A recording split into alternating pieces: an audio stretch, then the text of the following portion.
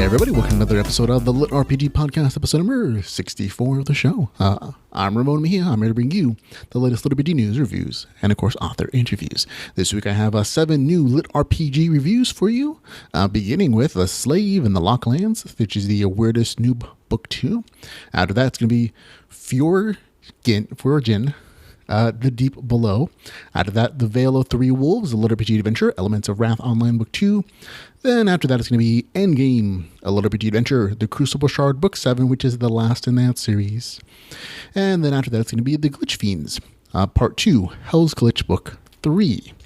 After that, it's going to be Extinction Phase 1, a LitRPG military horror. And last but not least, it'll be Side Quest. And of course, I'm going to show though with LitRPG news.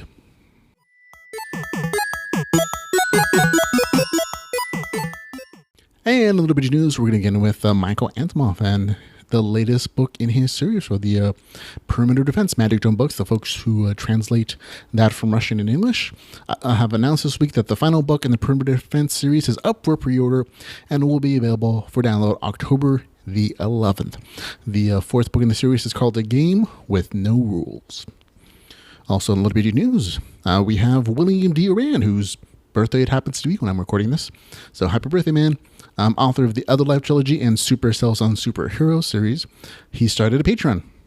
He's offering some really neat rewards for supporters, including early drafts of novels, special artwork, beta reader spots, and entire book outlines before they're even written, and much, much more. So go check out his Patreon at patreon.com/William D. Oran.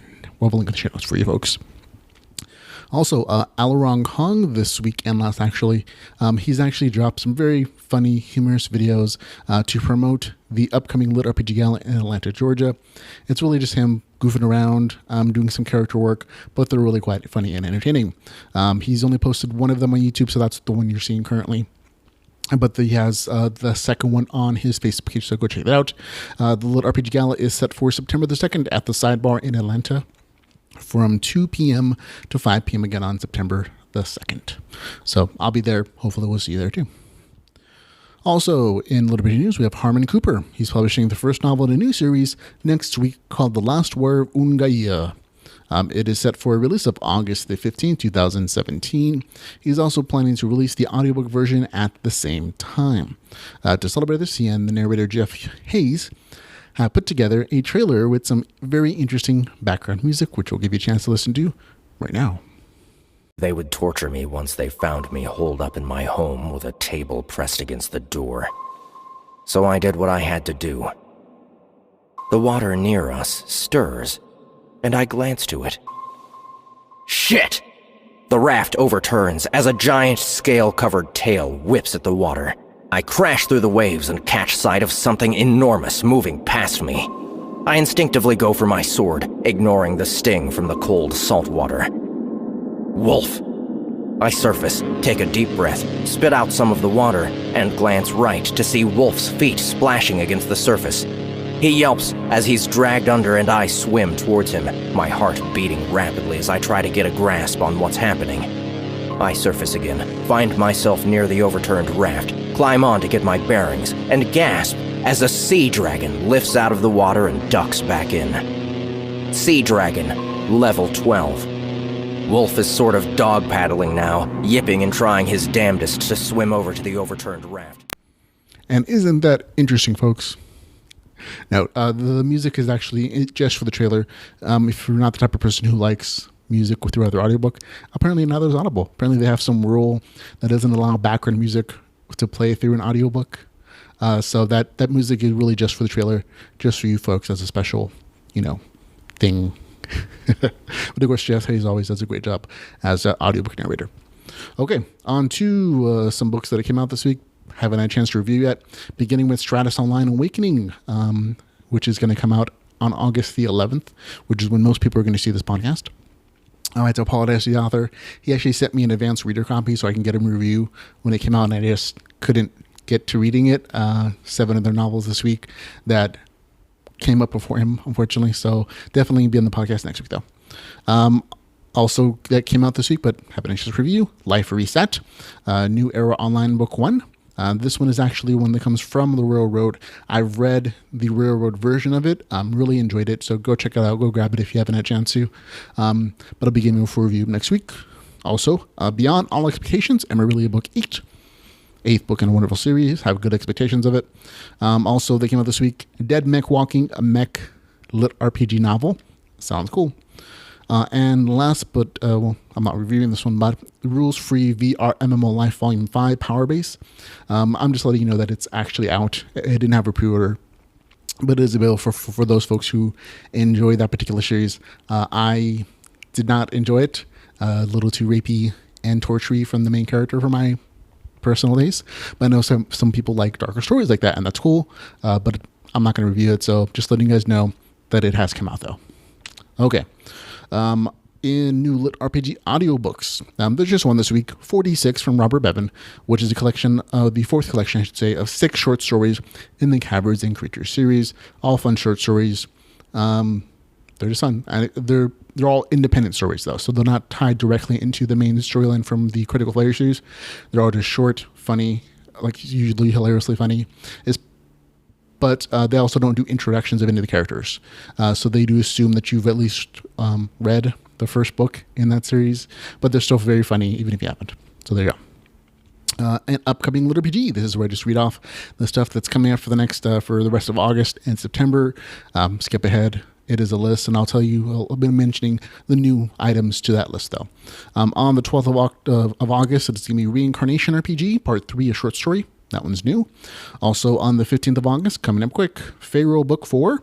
On the 15th of August, The Last War of Ungaya.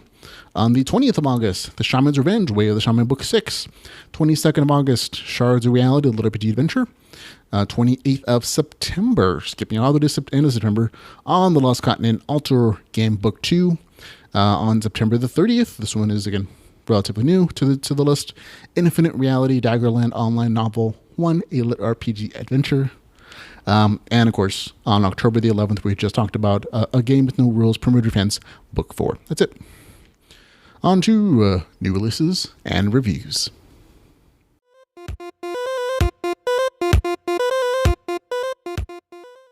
Okay, new releases and reviews. We're going to begin with A Slave in the Locklands, the second book in the Weirdest Noob series, written by Arthur Stone. Okay, this one is 405 pages, $5.92, not available on Kindle Unlimited. The author's description is very relatively vague. And the novel actually does a really good job of giving you a summary of what happened in the last book. Basically, the main character is trapped in this game. He can't log out, although he can kind of pull away a little bit and do edits to his character so he is not recognized in a lot of ways.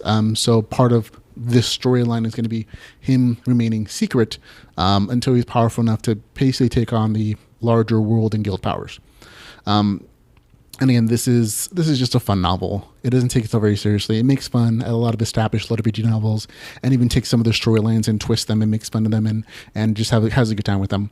It's a fun grinding adventure with lots of conversations about leveling theory and express game mechanics. There's a lot of crafting in this particular novel. There's also a lot of technical game talk in the story, not just detailed skill level, spell, or item descriptions, but full-on conversations between characters about leveling theory and video game development concepts, even actual developer conversations from the game developers. And that is all sometimes very technical, and it can be a turnoff for some people. And if it is, you probably would have discovered that in reading book 1. But me personally, I enjoy all that technical stuff. It helps give me insight into like the game itself and the things that are possible in this world, which I'm always a fan of knowing more of. The novel really did start out right in the action. Ross, the main character, is killing mobs in a dungeon with his newly acquired centipede pet. He's helping a friend of his, Digits, try to level up. And there's a nice rundown of what the main character's abilities are, what makes him so special. From the 3 to 10% mark, it is basically the game company's point of view looking for the main character because he's creating artificial intelligence wave problems within the MMO, basically. But at the same point, they're also giving you a rundown on what happened in the last novel. So it's the author's way of kind of giving you a summary within context of the game. So it's interesting, and it kind of does the job. Starting at 20%, though, is that when we start to get into the actual main storyline of the story, where Ross is disguised as a woman, he's kidnapped by a high-powered guild, the JP Guild, and the artificial intelligence in the MMO initiates a new global event to give the main character a chance to escape. And this big event is the Slave in the Lost Land quest series, which actually doesn't officially start until the 30% mark, when the main character is and all the other players who are caught in this event around this area are forced into slavery as minors. And at this point, crafting becomes a big issue and a big useful issue for the players, because they're stripped of all their gear, they're stripped of all their weapons, all their, epic loot items, whatever the case is. And so they are sort of starting out again, which means it's a very interesting way of knocking down the main player character's power and having him go through that power curve again. So very interesting way to do that. It does remind me a lot of the way there's some in book 1, where crafting is kind of the big focus for a lot of this quest chain, because that's the case here. Of course, he's also a minor, so there are those parallels between the stories. And of course, the main character is using his crafting abilities, which he's just starting to explore, to power himself up and to make friends and to make allies, and so that they can complete this big quest chain from the Slave in the Lost Lands quest series. Overall, fun series, fun novel. Again, pokes fun at established LitRPG stories, really detailed game stuff, and I had a good time. It's I'm always a big fan of when crafting is actually useful in a story, not just a thing. If you like book 1 in this series, you're definitely like book 2. So good for me. Score 7 out of 10. Okay, on to next story. I'm going to say it, Fjorgyn. Fjorgyn, rather. I keep messing it up. From R.J. Castelline. And this always makes me laugh whenever I have to say this novel series and the author's name, because the author was nice enough, after I gave the first review, to send me the correct way of saying both titles. And so I always copy and paste it. I have to go look for the email every time and copy and paste the correct pronunciation in the show notes.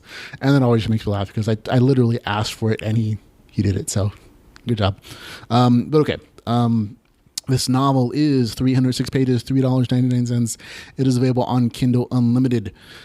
This novel, just as a quick recap, what happened in the last novel, the main character essentially wakes up in a real life version of his favorite MMO game. He's basically, I don't remember if he died or was just reincarnated or whatever. I think he died, but he's reincarnated into this new world of Fjorgyn, that is essentially a copy of his favorite MMO. So he was a big player there, so he has a ton of knowledge there, but he has to start over at level 1, I believe. In book 1, he was captured as a slave. The slaves escaped, and they're starting out in book 2, having just gotten to the keep where they're hopefully going to be safe, and that's where the story starts out in. There is also a quick reminder from the author from the very first pages that the main character is gay and that he has a lover. I thought this was absolutely hilarious. I know it's not meant to be funny, but to me, it's like a huge warning sign to readers saying, this character is gay, so if you have an issue with that, you can bail out now. And that's what this like literally this sentence is for me, because I covered the story originally when the first book when it came out, and there were a lot of negative reviews about like readers being surprised that the main character turned out to be gay and that he wanted to find someone to love, and I feel like this is a response to those particular reviews saying, look guys, I'm just letting you know in advance, the main character is gay, so if you have an issue with that, I'll see you later from here. Have a good time. So funny to me. But just to be clear, there's no sex in the story. The most graphic that it gets is like some statements like, for hours we explored each other as two people in love do. And that's kind of it. I mean, there's kissing and holding hands and hugging, but that's it. I mean, that portion of the story is relatively minor to the overall theme of the novel. It's just someone who's of a different sexual orientation, and that's all it really becomes. The second book in the series is quite good. I actually like it more than the first book, and I really did like the first book a lot. The author took all the things I liked about book 1 and improved them, but he's also adjusted the few things that I didn't care for in book 1. There's action, adventure, there's crafting, there's town building, and more to enjoy in the story. So good job there, RJ. Again, I liked book one. There were a few points that I thought could have improved, like sudden plot shifting that happened. There's a lack of action, in my opinion, in book one. There are very extensive character sheets at the end of each chapter in book one, practically, and all that was improved in book two. There's tons of action. There are full character sheets. They appear much less often. Instead, the author just does more individual references and descriptions for items and spells and people, and they're sprinkled very heavily throughout the entire novel, so there's plenty of game mechanics in there as well. And something that I was really happy to see in book two that was kind of hinted at in the end of book one is the town building. I was like, I'm always a big fan of like just new, interesting game mechanics come up. The escaped slaves have settled in an abandoned keep outside their enemy's lands, and the story is super detailed about what things they would need to be done to found a village in a medieval society, which is basically, it's a medieval society with the benefit of magic and game mechanics that everybody's aware of. Like, everybody knows that these game mechanics exist, just they don't call them game mechanics because for them it's reality. But as far as the main character goes, he knows all these things about the game, including alchemies, recipes for whatever, because he was a high level character in the in our version of that MMO game, if that makes sense.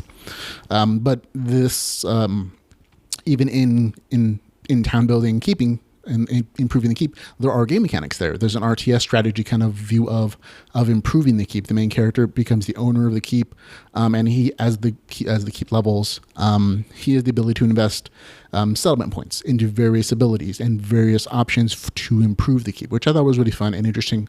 It's something that I've seen before, but I'm still happy to see it again because it provides a different game mechanic opportunity in the story than just killing stuff and leveling and getting new spells. Like, this is another aspect of gameplay that I'm always happy to see because it provides a break from just action. So I enjoyed it. And again, the details about what a medieval society would need to do to survive, also very thorough, and it plays well into the same mechanic. However, the best part of the novel that I liked, absolutely, was the description of herbalism and potion making. I think they're the best I've ever read in every novel ever, and I was super excited to read it. They got me so excited. I'm a sucker for crafting, so I'll put that out there. I know that, but just reading these potion descriptions and how the main character makes them just made me want to go make a potion or sign up for Professor Michael's potion making class. I was more than happy to read them. I think they're great. For me, for those portions alone, it's worth the purchase price for me. But again, that is sort of also the extent of the crafting in the series. Like, there are other references to like people doing other things, but as far as like detailed stuff, this is kind of it, but it's really good. Also the combat in the story. There is a lot of more combat. Like, there are three huge, like, long combat kind of dungeon runs in the novel. There are, of course, more minor ones in there as well, but there are three big ones. And the combat is very descriptive. However, it is very strategically told, which means there are descriptions of people saying they're going to do things. Like, the main character switches from DPS to healing, and he's calling out a bunch of spells that he's using, and he's just saying what the other characters in his party are doing as well, like their abilities or their ability to draw aggro or taunt, whatever. And so that is the kind of combat that's generally described. It's less graphically descriptive. It's less, I throw a fireball spell and I feel the flames lick my fingers as it leaves my hand and arcs across the room to smash into the face of the surprised goblin, and I hear his screams of pain and terror as he's cooked alive. That kind of stuff is less there. It's excuse me, it's more along the, I cast healing spell 3 and then I cast nature's root, that kind of stuff. So just be aware of that. It was slightly less size than that I thought it was going to be, but again, it's not bad. It's just is what it is. Because again, this is more team-based combat. Where the novel really shines, though, is in the emotional and social character development that the main character has, and his relationship between him and the other characters, including his partner or his lover Clifford, and all the other members of the groups that they say basically as ex-slaves, and the growing village. Like, those moments of conversations and those events are all very well described, and there's real emotional impact. And those conversations have weight, and their relationships matter. within the context of the story, and it matters to the main character, and you can tell that. Like, those things are super detailed, and I don't know that I could write that well as far as those social and emotional aspects go. So I always admire any author who can do that stuff very well, and it is done rather well here. Overall, good story, good novel. Had a fun time reading it, especially those potion making scenes. Gets a score of 7 out of 10. There you go. Okay, on to The Vale of Three Wolves, a LitRPG adventure, Elements of Wrath Online Book 2, written by J.B. Gardner and J.A. Cipriano. They've written, I think, another LitRPG series. You also reckon J.A. Cipriano from some other great LitRPG novels. This is 386 pages, $4.99, available on Kindle Unlimited. I will read you the author's description because it's rather short. When Max and Kayla embarked on an epic quest line few have ever completed, they'll find themselves trapped face to face with the primordial forces of darkness. Now, to return back to the larger game world, they must complete the trials and vanquish the darkness from this pristine Holy Land before all is lost. There's just one catch. If they don't complete it within the time limit, they'll not only lose their chance of finishing it, but they may lose their characters as well. So there you go. And that's a pretty decent description of the story. For me, this story went by in a snap. And that's always a good sign because it is not small. It's 386 pages, and yet it went by so quickly. I know that I enjoyed it a lot. It's not a complicated story either. It's really delightfully straightforward. The in-game story is about two people on a quest to unlock the power of the Rings of Promise they got in book 1. And the second storyline is the real life story for the main character. It's well told, and it also develops a lot of good background information and creates empathy for him. I liked it a lot, actually.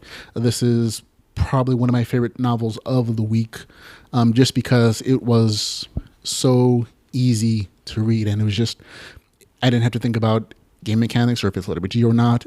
It was just straightforward, and I could enjoy it almost as a casual read. The comments were in with good MMO tactics. There's tons of game details and game mechanics. There's even a bit of romance, which I actually really enjoyed as well, because it provided a different focus. Instead of just killing things for the sake of killing things and leveling up and all that stuff, there's actually a point within this novel. It's also not just about gaining power from the Rings of Promise. It's also about two people beginning their journey in a relationship with each other. And I thought it was really cute and adorable in all the ways. But it's also, for them, it's learning what it means to be in a more adult relationship. And again, really streamlined. You don't even have to read book 1 to enjoy this one, which I thought was really nice as well. It generally a nice treat for me. Score of 7 out of 10. Okay, on to Endgame, a LitRPG adventure, the Crucible Shard Book 7. It is 198 pages. It is $3.99. It is available on Kindle Unlimited. I will read you the author's description. The epic conclusion to the Crucible Shard. The war for control of the multiverse is finally coming to a head. What started for Liam as a game has become, for King Liam, something far more personal. A fight for the home he has made for himself and for those he cares for. This conclusion to the saga brings more of what has defined the Crucible Shard series: hard decisions and complex choices as the lines between hero, anti-hero, and villain blur even more. Okay. This is the end, folks, for this series, and it's a little sad, but it's also happy because now the author can move on to some other series that I believe he's been working on as well. It's the last novel in the Crucible Shard series, and it's been a really long, sometimes a very weird journey through this series sometimes. But this one does wrap it up satisfactorily. All the threads from the other novels, they all come together, and you get to finally see Elora's master plan, who's been portrayed in a lot of the other novels as the villain. You get all the characters from all the other novels. They come back for at least like a little tiny guest spot, including like the main character's brother, Tommy. He shows up for just to say, oh, this is what happens with him, basically. But again, it's satisfying. At least it's not a perfect ending. There are turns in the story that I didn't see coming, which is always interesting. And it's not a happy ending. It's not necessarily a happy ending for everybody, I should say. But you can even say it's messy sometimes, but it is what it is. And I think that's part of the story, in that life isn't neat. sometimes people make hard decisions, or they make choices that works for them but not for everybody else, and they have to live with the consequence. And that's part of being a real live adult. And I think there's a quote at the end of the novel that I thought really encapsulated maybe the author's feelings on the series, but definitely I think epitomizes what this novel is. At the end of the novel, one of the main characters says, "I know it's not the best ending. I tried, I really tried, but most alternatives were so much worse." And that's kind of a good summary for the entire novel as a conclusion to the series. As a fiction story, I really enjoyed it. I did. But again, I committed myself to kind of following this journey, even though some of the novels got really weird and twisted and weren't amazing. I had already kind of fallen, I want to say fallen in love, but I fallen in at least in like with the novel series that I knew I was going to finish it out. And for me, this is a nice ending. It was satisfying. I know what happens. There are no loose threads anywhere. And as a science fiction story, it would easily get a 7 out of 10 for me. However, this is labeled as a LitRPG, and there are no game mechanics in the story. And this, I think the closest thing you get to it is like the main character has game vision glasses that lets him see like a character name above anybody's head.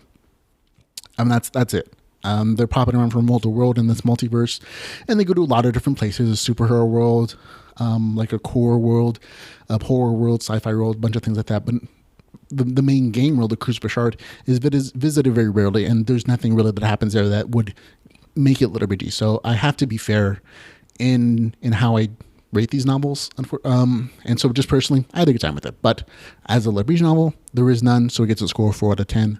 And I have to be fair with that, just because I know later on in this podcast, I have to give other people that same kind of score for similar reasons. And it would be unfair, just because I like this novel so much, to give it a different score based on it being LitRPG. So there it is. Okay, next is The Glitch Fiends, Part 2, Hell's Glitch, Book 3, written by Bedlart Wright. Okay, this is 303 pages, $3.99. It is available on Kindle Unlimited. I will read you the author's description. Never fight alone again. Sam continues his frightening descent into Fulton Miller's horrifying virtual reality role-playing game. Now Sam must deal with powerful new enemies inside the dark castle of the fallen kingdom of Misaiji, a kingdom once known for magic but now known as a cursed death trap. Sam must improve his skills in order to traverse this deadly new area and combat its savage secret bosses. Not only that, but there's still the possibility of a glitch fiend attack at any moment. Sam must use all the resources at his disposal, including serving contracts, weapon augmentation set upgrades, enhanced pyromancies, and secret and NPC allies. Outside of the game, developer Alex looks for an opportunity to save everyone from Fulton Miller's mad experiment. Both Sam and Alex work desperately to survive, with neither having the time to wonder just how they'll overcome such dangerous odds. So there you go. The novel starts off just where part 1 ended, so it really is a part 2 to it. There's plenty of detailed character sheets, item descriptions, power upgrades, all the things you've mentioned in the author description. They're there. The fight scenes are really good. If you like book 1, you're going to like book 2. It's more of the same. For me, however, I didn't really fall in love with book 1 or book 2. And so it is more the same for me, in that this novel hasn't really resonated with me. Now, it might be the fact that the novels are inspired by the Dark Soul game series, and that just was never my cup of tea. I played it for 20 hours and then I put it down, as opposed to like the RPG games that I play, like Lost Horizon Zero Dawn. I played that for easily 100 hours. And so for whatever reason it is, I just never connected to the main character. And so for the entire time I'm reading these, they're not bad, but they're not for me, I think. And that's fine. On paper, this should be my story. Action, adventure, in-game fights, plenty of powers and abilities. But for some reason, it just doesn't connect. And that's the way it, rolls sometimes. For me, it gets a score of 6 out of 10. So there you go. But again, if you like the first book, second book, you'll like this one. Okay, next, Extinction Phase 1, a LitRPG military horror story. Written by Manny Sims. The author of LitRPG Freaks is also credited on Amazon as an author. However, I basically only realized it now, even though the name's another other LitRPG series, that's a publisher name. LitRPG Freaks is a publisher name, even though it's I looked up their website. They describe themselves as a collective. They actively recruit authors saying, "Would you like us to publish your novel?" So I'm like, so they're a publisher, which I don't know why I didn't realize it, but you know. It is 300 pages, $3.99. It is available on Kindle Unlimited. I will read you the author's description. I'm going to read you my description because that one's just too long. Basically, the main character is an adrenaline junkie. He is done all of the hang gliding, anything you can think of, but he's getting bored with his life. It's a setup very similar to what happened in Lion's Quest, and that a game development company is taking extreme sports fanatics and soldiers who are used to adrenaline pumping and making them beta testers for their ultra amazing, awesome game. In this instance, their game has been killing people, accidentally, apparently, according to the very beginning of the novel. And so they're using, I want to say higher class people, but brains that are used to the adrenaline to try to combat that and try to perfect their virtual reality MMO kind of game. And that's kind of the setup for the story.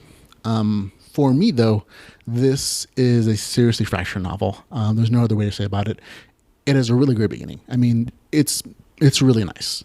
But then it turns into something that feels like it was really just edited all the heck or mashed up with a bunch of other stories from different authors, and it doesn't mesh well. And so even though it is LitRPG, those things disappear and they come back, and then it turns into a bunch of weird stuff, which I'll get into. But again, I'll start at the beginning. The first 10% of the novel really does remind me of the setup for Lion's Quest. A bored extreme athlete is recruited by a VR game company to test their amazing new game, except that it's group testing in this case. Again, great, well written, I gotta say. That first 10%, it makes me empathize with the character. There's a wonderful scene in there that I thought was one of the most well done, and it establishes a lot of empathy for the main character very quickly, because prior to that, he just seems like a bored rich guy. Or a bored extreme athlete. But with this one scene at a diner where he's talking to this older waitress about how he's feeling, it and the way he treats her with respect, it just, I'm like, okay, I feel for you now, dude. Good job, author. From then on, from the 11 to 24% mark, there's some really good virtual reality VR RPG stuff. I mean, seriously good details. There's a ton of details about all the class systems, all the cool game system stuff. I mean, there's this list of class information as the main character gets into the game with his testing crew. Everyone has to decide what kind of class they're going to be, and so the author does a great job describing it. All the classes are very military oriented with cool abilities, specializations, and the early portion of their exploration of this VR game world is really well done. They expressed the game mechanics, and it was a truly enjoyable experience up until the 24% mark, though. After that, you basically find out that none of that stuff you just read about really matters whatsoever. I mean, almost none of it is ever mentioned again in the novel, and certainly none of those abilities you ever see again. Even though they're described really well and they're cool, it's like someone decided that's too much game stuff, and they cut it out. But we'll get to that in a minute. From the 24% mark to the 42% mark of the story, it takes this really weird horror novel twist, because they're still in the game. At the 24th mark, they're just finishing off one section of the game, and they're traveling through a forest. And from there on, at 25% mark, it takes a weird horror twist. Like almost all the game mechanics go out the window, with the exception of a choose your adventure kind of choice system, where it's like, do you want to go down the path or go up to the beach, or do you want to leave the house or stay in the house? That's the only extent of it for the next 25% mark. 25% of the novel. It becomes like this weird horror novel about aliens that come to Earth and turn everyone into skin balls and use their muscle fibers to make spaceships. And it's an honest attempt at being a horror, but it just falls flat for me. It's just weird. It's a weird insert. And to me, it almost feels like somebody had some story sitting around, or they collaborated with a horror author and then decided, oh, this is good enough. And they kind of dropped it in. It really does feel that was the case. And it just feels weird. And then the main character has some sort of seizure, and he's pulled out of the game, and that ends that portion of the virtual reality story. And then it shifts to a different storyline, a real life storyline where some rich family is trying to develop and spread a mind control code through this virtual reality game, except that they're actually killing testers.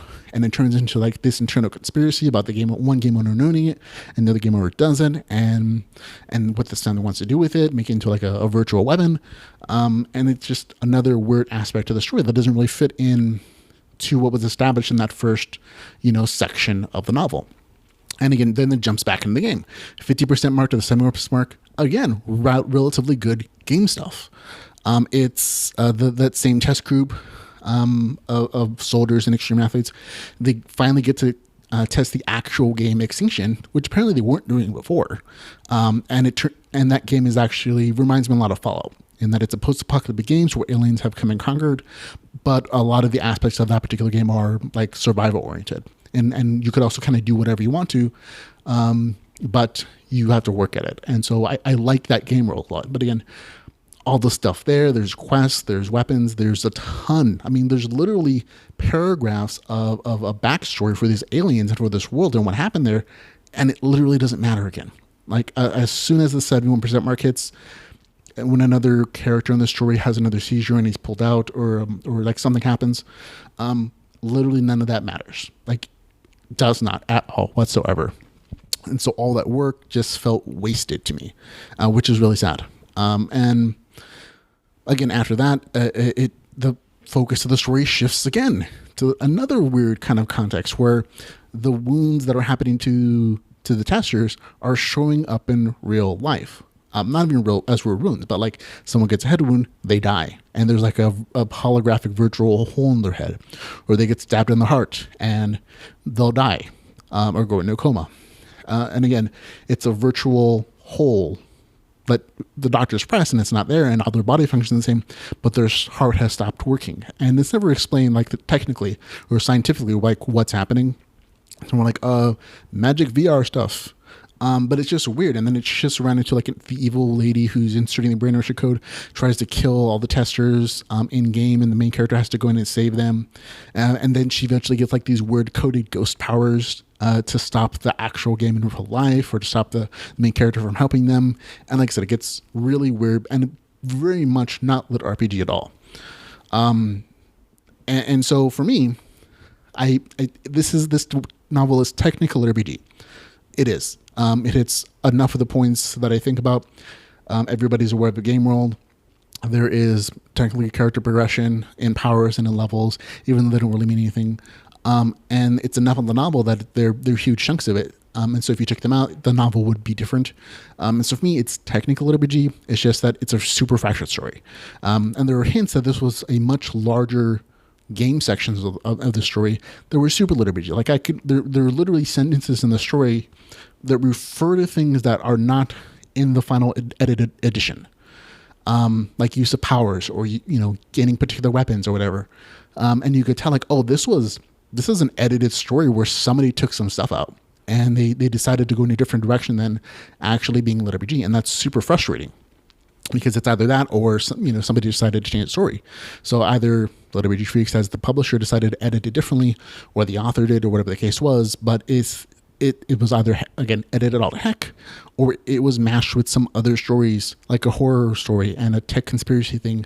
And this is the final result. And it's just kind of frustrating because the beginning was really good and it was engaging. And it just made the rest of the novel that much more disappointing because I had to force myself to finish this. And it just getting worse and worse and worse the more I read. And it was just sad and disappointing.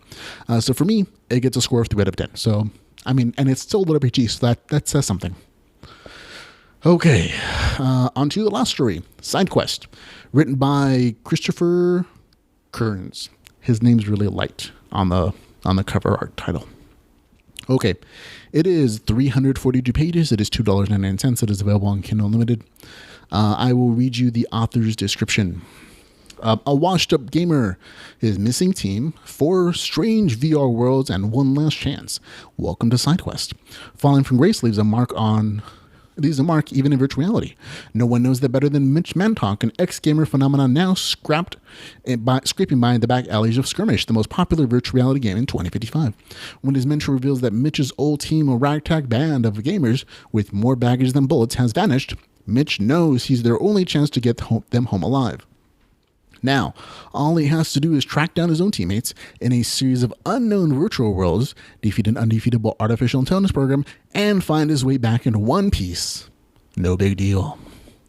So there we go. I think the author originally, when I was reading it, when I read it, before he gave me, he originally kind of marketed this as LitRPG. In the final Amazon version of this description, he actually marketed this as an exciting sci-fi adventure that brings you along the ride as our heroes fight, sneak, and bark his way through a collection of VR game worlds. So he's not actually marketing as LitRPG on Amazon. However, he has posted in the LitRPG Facebook groups, I believe all of them, as a LitRPG novel. And he also sent it to me as a LitRPG novel. So that's what I'm actually going to be judging it on. Again, it is 342 pages, $2.99, available on Kindle Unlimited. And again, full disclosure, the author gave me an early review copy. I purchased it as soon as it came out. And again, the idea of the story, the premise, is really kind of neat. A retired virtual reality first-person shooter player has to save his old team by traveling through a multiverse of game worlds. Not bad. However, the execution doesn't really work out, at least not as a LitRPG story. The entire beginning of the story, from like the 1 to 12% mark, was hard to get through for me. And part of this is just like my personality and things I'm interested in. And the other part of it, that the author asks the reader to suspend his, suspend his disbelief or whatever, I forgot the phrase, basically believe a lot of the stuff, the premise, without much explanation or it being super logical. I'm going to give you the examples of what I'm talking about. First of all, the author would have you, as the reader, accept that a single virtual reality game could be popular enough to be played daily by 70% of the world's population for the last 15 years. And I'm like, I could probably accept that portion of it just as, okay, whatever. But he's also setting up as this game is so popular that there's an entire worldwide industrial complex and millions of people that depend on this game being around to provide them with income. And in that respect, I can see that he's trying to mirror what the Oasis is in Ready Player One. I think part of the description I got was it's supposed to be a combination of Ready Player One and Guardians of the Galaxy. So I kind of see what he's trying to set up. But there is no foundation for it. Like, there's no setup of like, this is how virtual reality became popular and this one rose above the rest because of this, and like nobody's ever been able to conquer it. Like, it just seems rather illogical that one first-person shooter game could be that popular for 15 years through 70% of the population. So that was hard for me to accept in the first place. And then there's also the premise of the main character essentially being a sports god. The same way in modern sports, there's a trope, there's like a story movie trope where, you know, the sports star retired, but they pull him out of retirement to help out his team to get this one, you know, goal or championship or whatever the case is. And that's part of what the premise is, except that I don't like sports. And so that was appealing to me in the first place.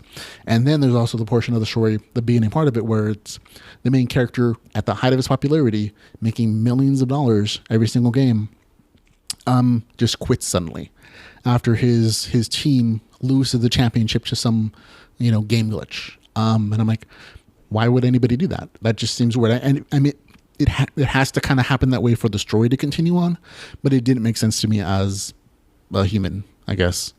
Let's see. Additionally, there's a ton of overhype about how great this VR first-person shooter is and the esports industry. And again, it reads more like a sports movie.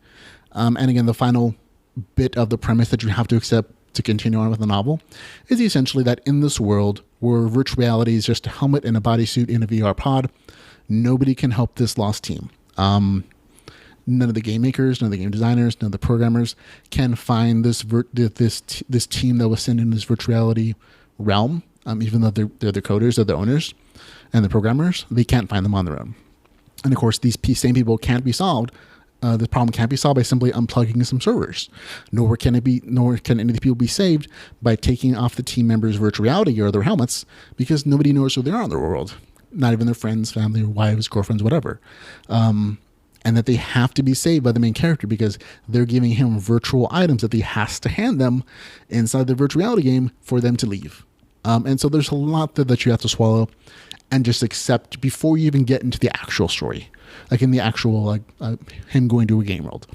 And so for me, that part alone kind of took it down some points for me. And then we actually get into the 4 game worlds that he's going to. And again, a lot of this is an attempt to set up like an Oasis kind of world, where it's a multiverse of different types of games within the same system, just like the Oasis and Ready Player One. It's just that the author's trying to do it without setting it up. It's more of like a bunch of statements saying, this is what exists. This is a popular game. There's an AI here that the game company created to create a bunch of different virtual reality worlds that apparently they don't have access to as game creators. And the main character has to be sent in to save his old team. There you go. Accept it. And so for me, that kind of didn't resonate.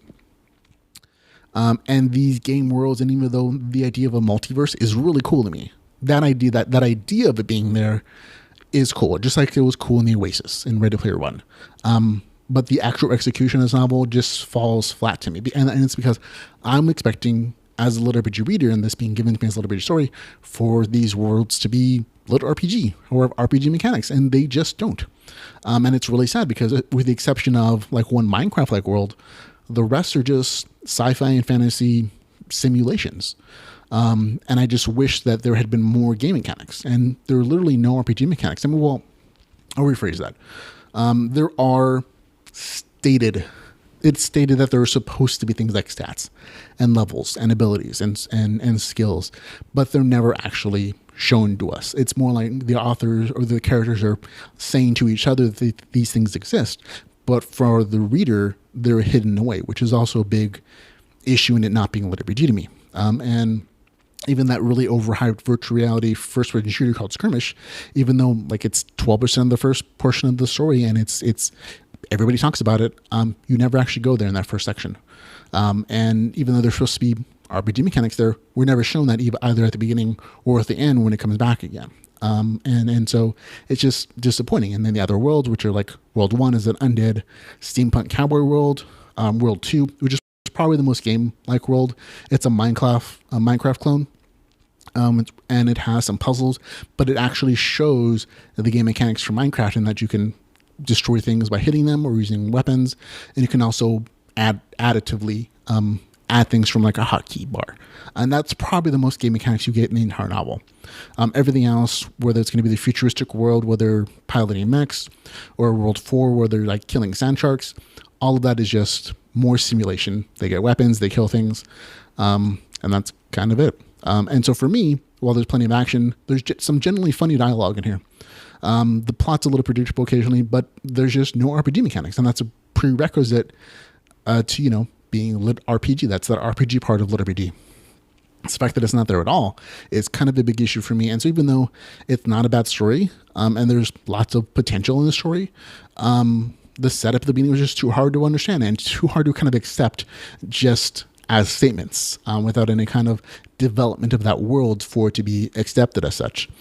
It was just kind of frustrating for me to read about these potentially cool game worlds and see that just with like a little more detail, with a little more revelation of game mechanics or development of like each world's own systems game mechanics, it absolutely could have been LitRPG, but because none of that exists, it's not, and that's unfortunate.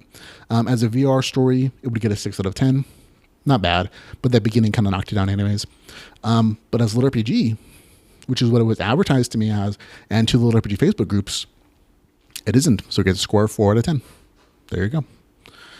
Okay, that's it, folks. We're done. Finish finito. Remember, folks, always like the podcast. Make sure to like it on Facebook, Twitter, YouTube, and of course, sign up for Patreon if you want to help support us financially. Remember, you folks at home are the ones that are essentially funding this podcast at this point. So your support, every little penny or dollar helps to keep this podcast free of ads, and we'll just keep us going. So thanks a lot. And there are lots of ways you can support the podcast outside of money stuff. You can find all the ways to do so at litrpgpodcast.com/support. So thank you very much for listening, hanging out with me, folks. It's always happy to have you here. I'm on vacation currently, and I'll be coming back home pretty soon, though. So this is a temporary backdrop. There's lots of forest back there if you want to check it out. But until we can hang out again, remember, folks, to go read some LitRPG and have a nice time. Goodbye.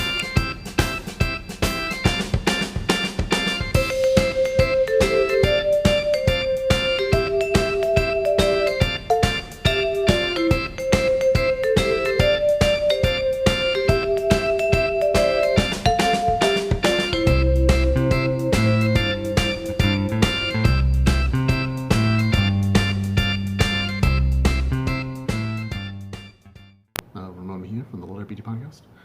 Just getting all set up for the show.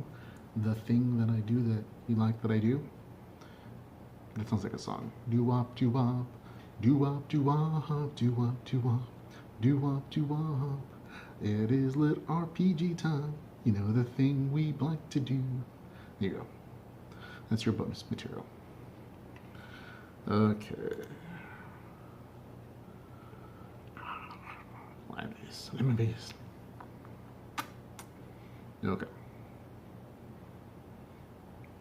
Okay, that looks like we're all set. Gonna get going in 3, 2, 1.